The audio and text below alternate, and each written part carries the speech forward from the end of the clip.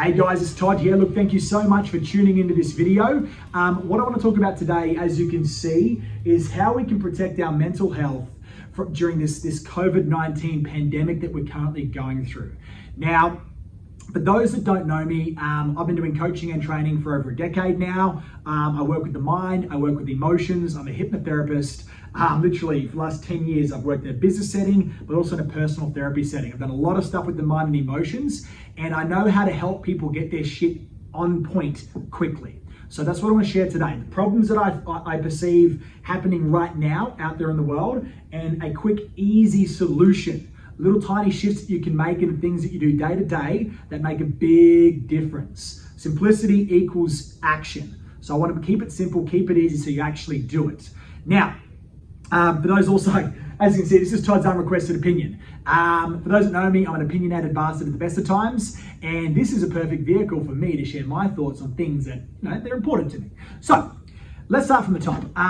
First of all, COVID-19, what is it? It's a virus, right? For those, literally, unless you've been living under a rock, it's impossible for you not to know what's going on in the world right now. So we've had a virus outbreak in China, and plenty of people got sick over there. It's then spread all around the world, to the point where it's in multiple countries. We've got a significant amount of people that have caught the virus. We've got a significant amount of people that have died so far, and it's growing more and more. Now, as a result of this, what we've got is we've got a heap of panic, we've got a heap of fear, we've got a lot of misinformation, we've got, a lot of the different things occurring that are crippling our mental health, our mindsets, that are making us literally succumb to fear, do stupid shit. Like in Australia, which is where I'm from, like people went out and they're just hoarding the dumbest shit, toilet paper.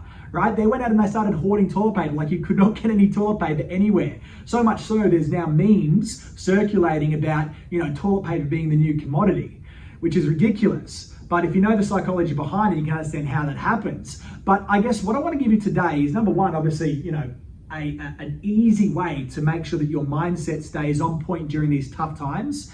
And second to that, maybe just a bit of education, because see, at the end of the day, if you think about what's happening right now and why people are freaking out, it's because uncertainty, massive variables that are outside of our control, and general unknown, right? The unknowns that are out there right now, that makes us feel unsafe. And ultimately, when you feel unsafe, the front part of your brain, right, your cortex, which is where your logic lives, it shuts down.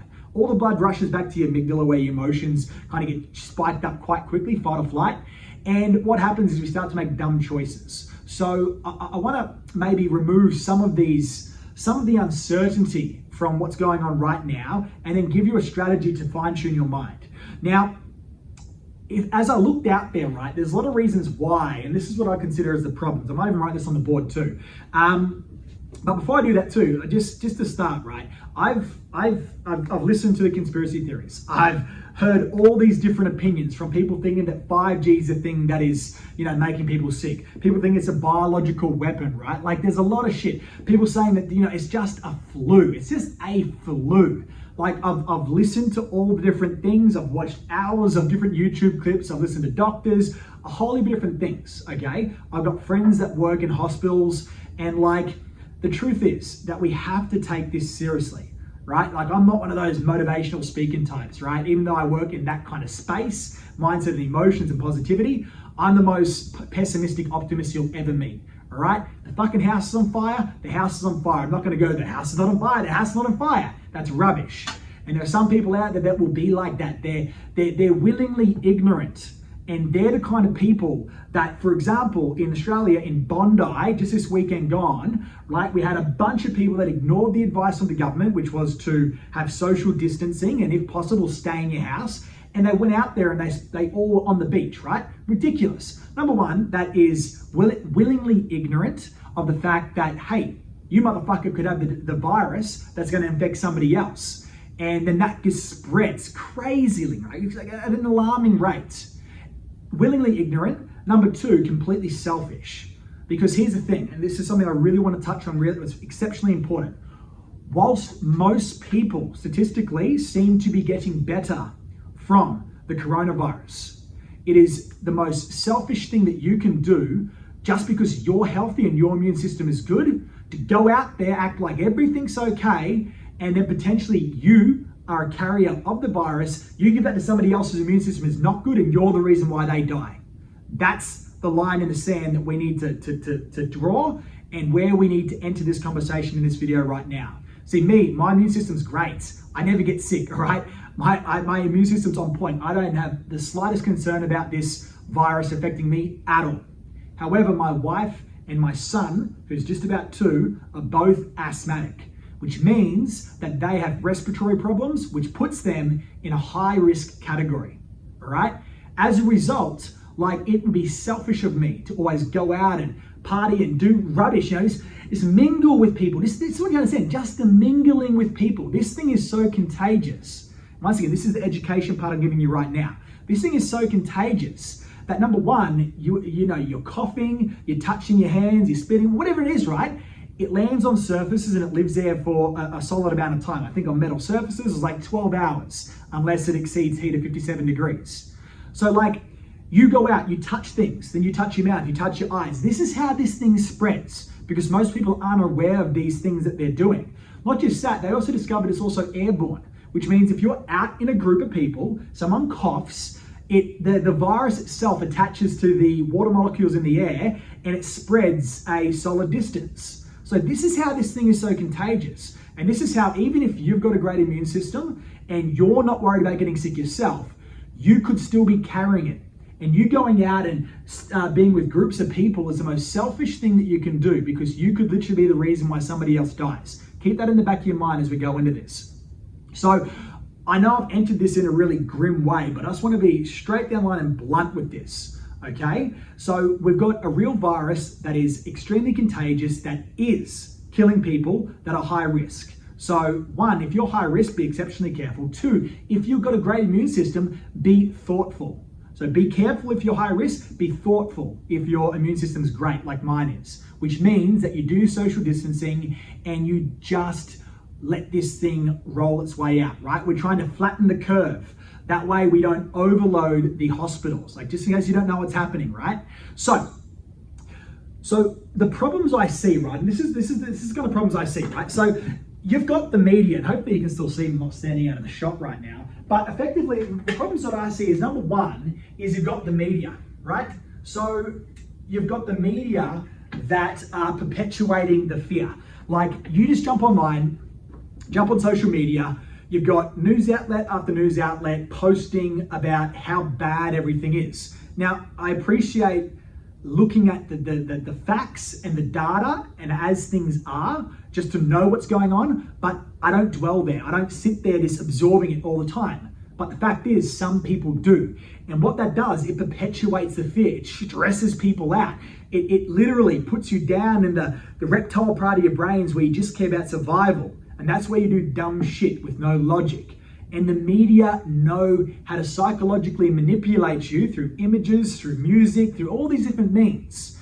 And a lot of people are getting affected by this. So that's the first problem that I see. Number 2, groups. All right, there are groups of people that would love to take advantage of you, of your fear, of your uncertainty, for whatever agenda they have. Now, that in itself may seem conspiracy theorist, but it's true, okay? It's a fact. If I wanted you to do something, I would aim as a hypnotherapist, as someone that understands the mind, that understands influence. Like, I would look, if I wanted to be that bad person, I would look to go in, find out what your triggers are, and use them against you. And that's what some people can do. And this is when I said, like, I've looked at so much stuff, so many different opinions about what caused it and all this kind of rubbish. The fact is, it doesn't matter at the end of the day, whether it's, your freaking 5G, this or that. The fact is, people are dying, people are getting sick. It's spreading like literally so fast. And we need to start to be careful. We need to start to be careful, and we need to not succumb to the fear. So there are groups of people that will use your fear against you, that will feed you misinformation to make you take whatever action they like. So be cognizant, be aware of that. And the other problem is too, is that most people, they don't have a routine in place to protect their mind. In fact, look, I run events quite regularly. I've been working in the mindset and personal growth space for a decade, as I said. And one of the most common problems people have is they don't know how to run their mind. We're not taught how to do it in school. We're not taught how to do it in by our parents most often. And as a result, our minds just do what they do. Now, our minds naturally have a set point that is negative, just so you know. And it's important that we reset that and we tilt that towards the positive. But that's a daily thing you have to do. If you don't do the things that I'm about to show you, then your mind's just naturally going to go to a negative spot. You'll be hypnotized by all the fear-mongering stuff that's out there, and you're not going to feel great. It's sad to say, but I do suspect that we are going to have an increase in drug addictions over the next couple of months. We're going to have an increase in suicide, which is quite sad. I've lost a number of people over the last 6 years to suicide, and it's never cool, it's never okay, and it's always upsetting.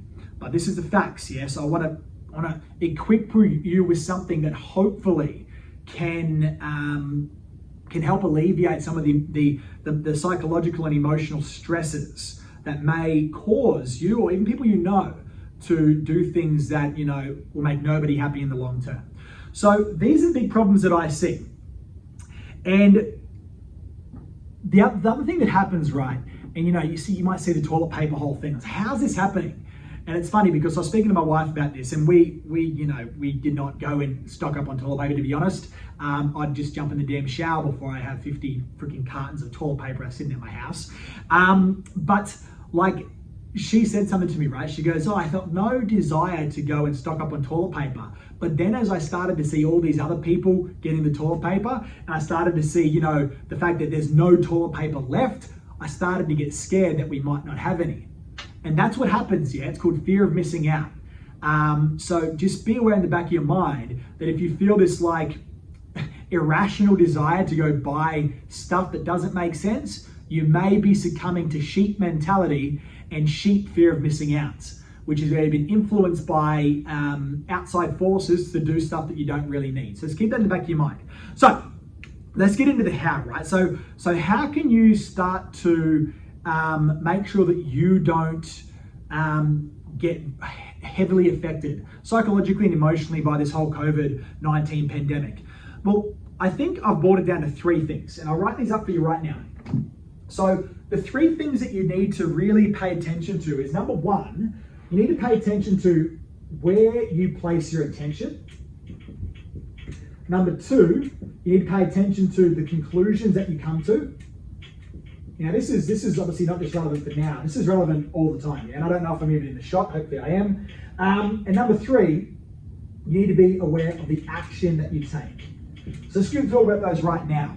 And then I'm going to give you 4 simple little steps that you can take to make sure that your mental health is good during this pandemic. So the first thing is your attention. So from the moment you wake up every single day, there are literally thousands upon thousands of things that will steer your attention. As soon as you log on to your social media, right? I can't remember what the stats was. It was like, by the time it was like, after 3 hours or so of your day, you're like exposed to like thousands upon thousands of advertising messages already just on social media.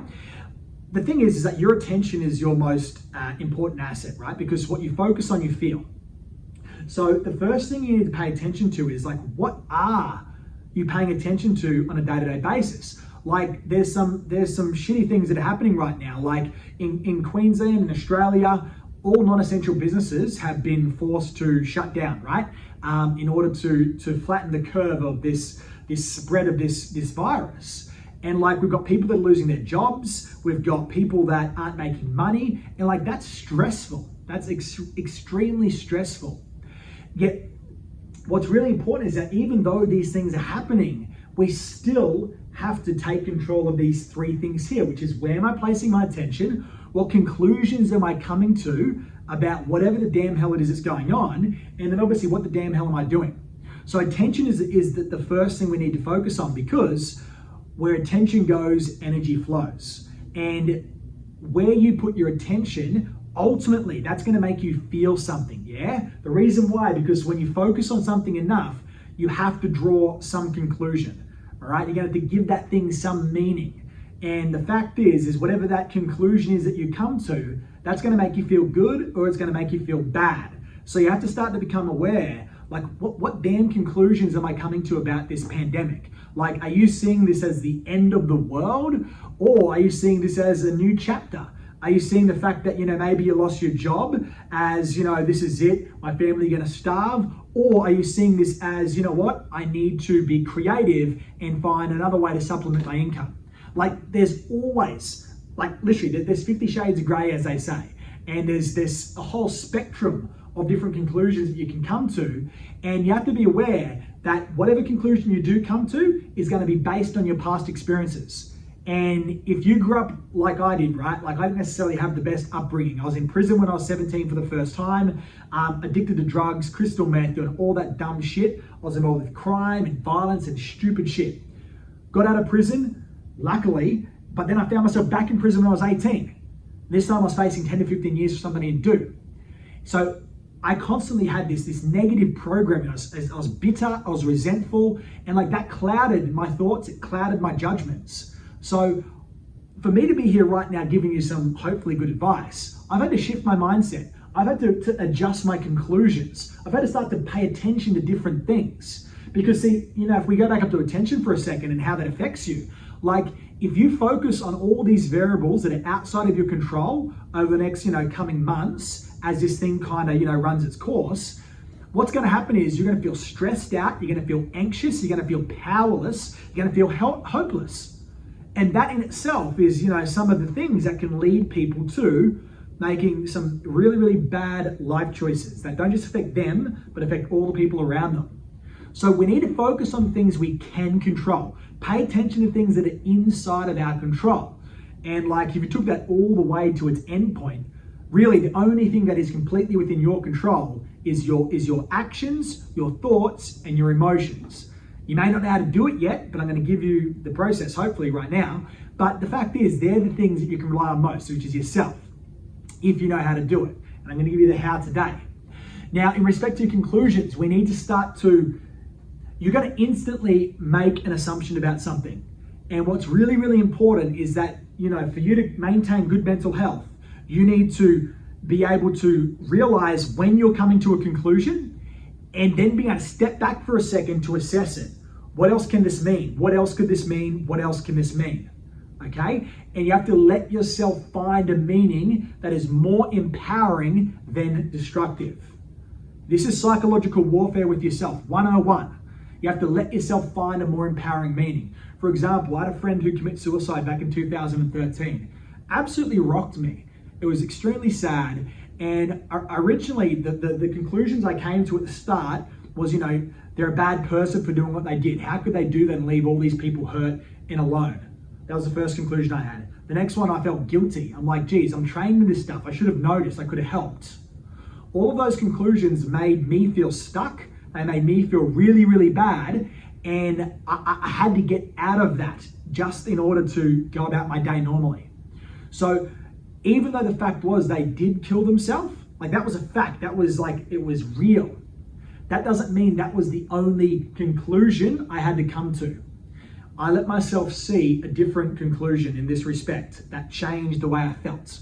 And at the end of the day, how you feel is what dictates what you do. I just want you to understand this. This is, this is basic stuff to me, but for most people, this is I don't know this stuff. And if you know this stuff, listen to it again, because every time you hear it, you get reminded. I see plenty of people that have learned this stuff before, but they're not living it, right? They know it intellectually, but they're not living it, okay? Which means they don't really know it.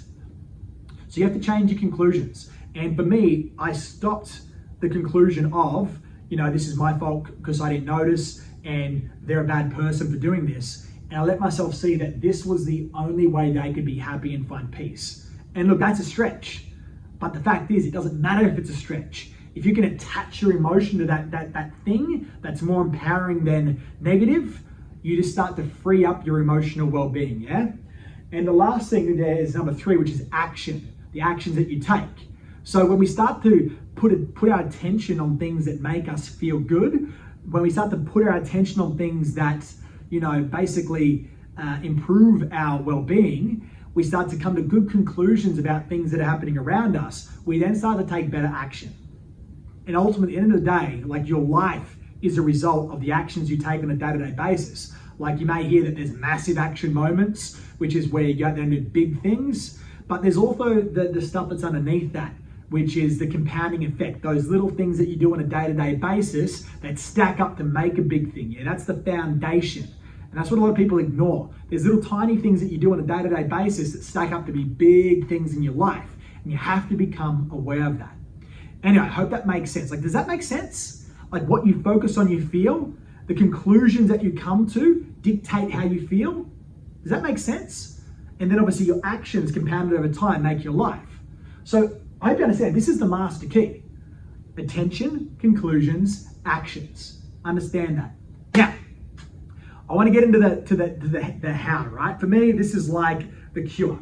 So here are a couple of things that you can start doing immediately, and then I'm going to wrap this video up to start to improve your well-being. So, first and foremost,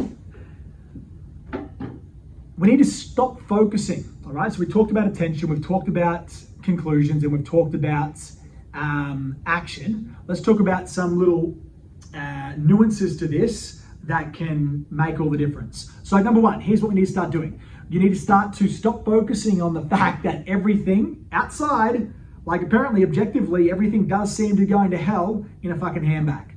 Now, just because that may be happening to various extents all around the world, that does not mean that you need to put your focus there. That does not mean that has to be the center of your attention.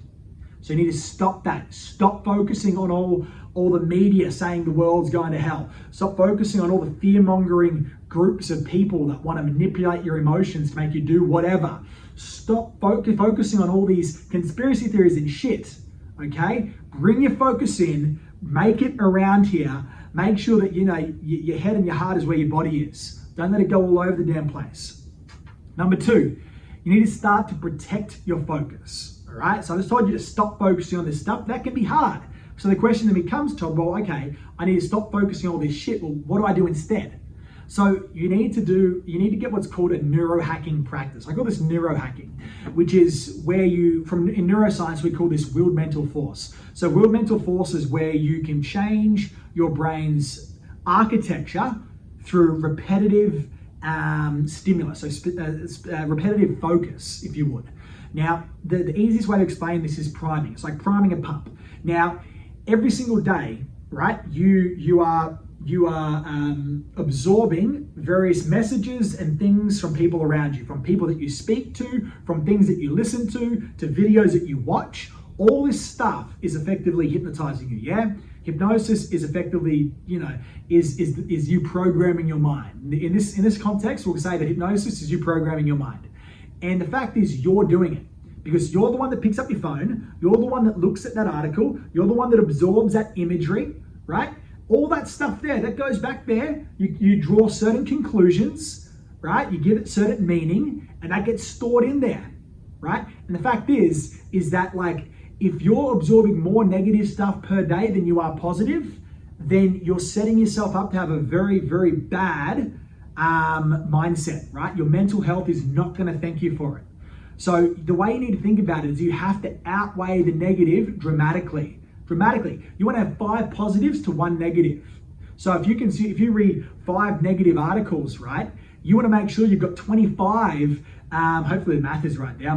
I speak, I don't do math. But you want to have like 25 positive things that outweigh those 5 negative articles. Because, once again, that's just the ratio that seems to be in place in respect to what it takes to negate negative priming that we have. So here's the little exercise you can do, right? This is a priming exercise that I do every single day. So I wake up in the morning and I do an awareness exercise. That is effectively me just waking up, being mindful and feeling what I feel. Yeah, I feel bad, cool, I acknowledge it, I accept it, I explore it, I let it go. If I feel good, exactly the same. I acknowledge it, I accept it, I be grateful for it, I explore it, I let it go. Then that leads me into doing gratitude, right? I just do gratitude, I be grateful for what I do have, right? It's like, you know, I was chatting to a friend of mine, Michael, just recently, and he said this funny little thing, which is so true. He goes, you know, he said this little quote that was, I was really depressed that I didn't get those pair of shoes that I really wanted until I saw the person that had no feet. Like we constantly are not being grateful for the things that we do have. We're always looking to the next thing. So bringing our gratitude inside and training that gratitude muscle is really, really important. It's good for your neurochemicals. Look at the research. Research suggests that when you do gratitude exercises, you increase your serotonin and dopamine levels, and that's the feel-good stuff, right? Like you just having a good practice in place will actually fix your brain chemistry, which is very important. Then once I've done that gratitude stuff, I then move. I move my body, I go for a run, I do some movement. Inside of that too, I also do breathing. So I do about 20 minutes worth of breathing exercises, followed by a 5 to 10 minute ice bath. That's just me, you don't have to do that. But the main thing is you want to move your body. Remember, like your body, when you're moving your body and you're breathing, what that does is it pumps, it activates your lymph system. So like this leads into the next topic that I've got here, right here, which need to improve your immune system. But like when you breathe, like your heart pumps blood, right? Oxygen is energy. So that's good, it does its thing.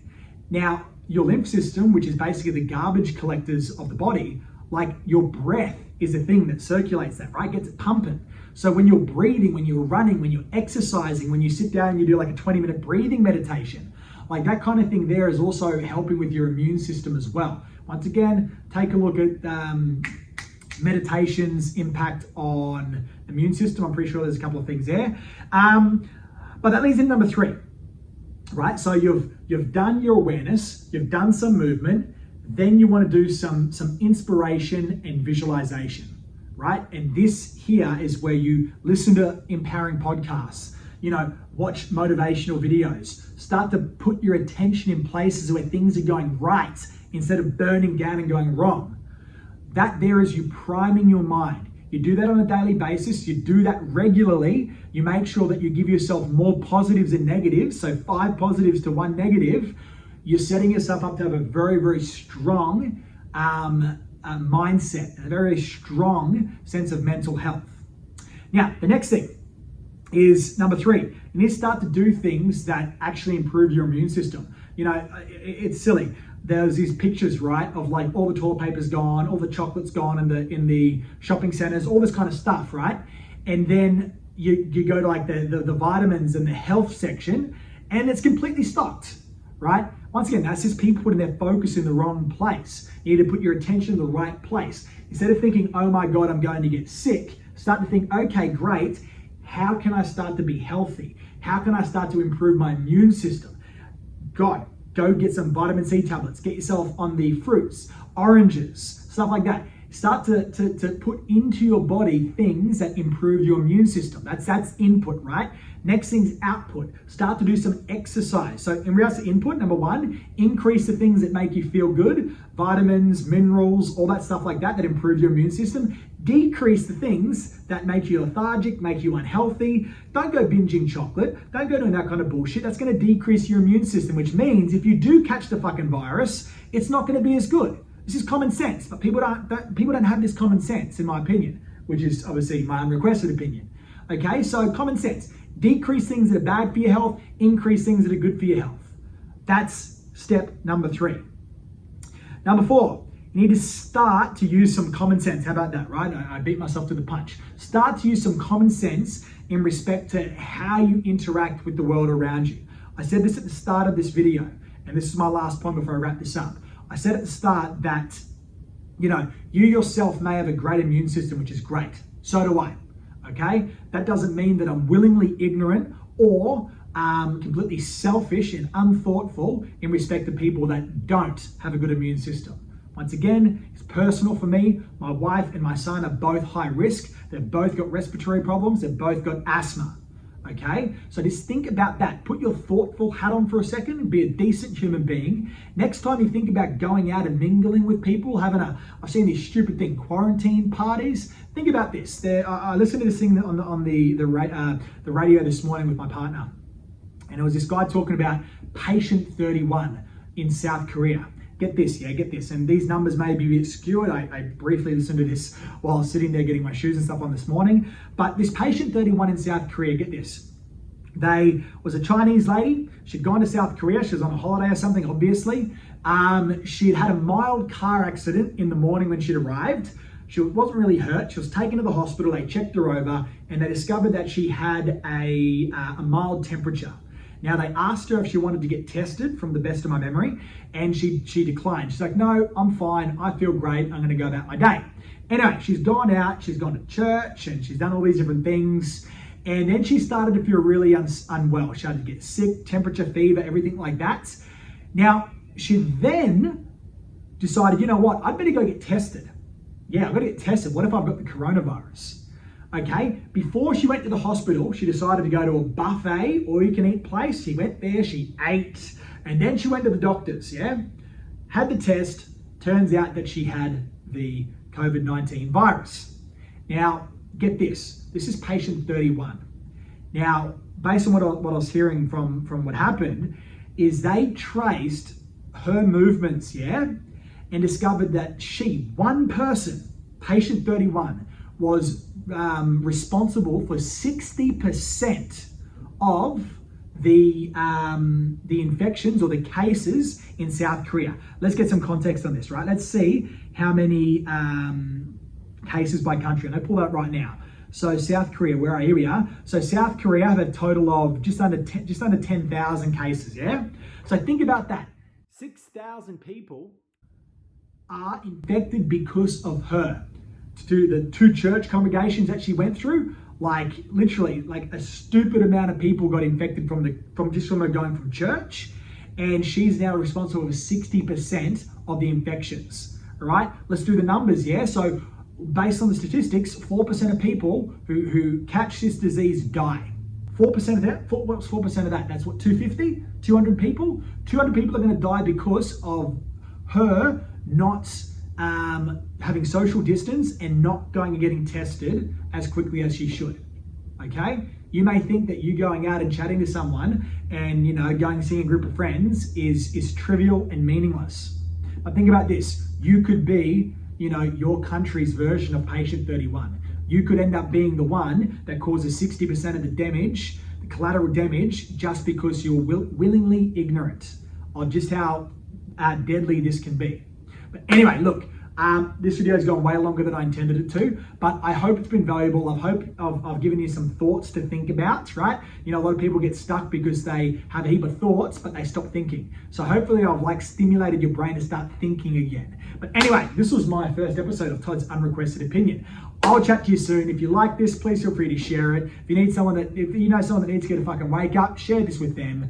And look, start doing that stuff, yeah? Start to number 1. Pay attention to things that make you feel good. Stop focusing on what's going wrong. Number 2, be aware of what conclusions that you're coming to, yeah? Remember, there is a spectrum of meaning. Choose the one that makes you feel best so that you actually have good mental health.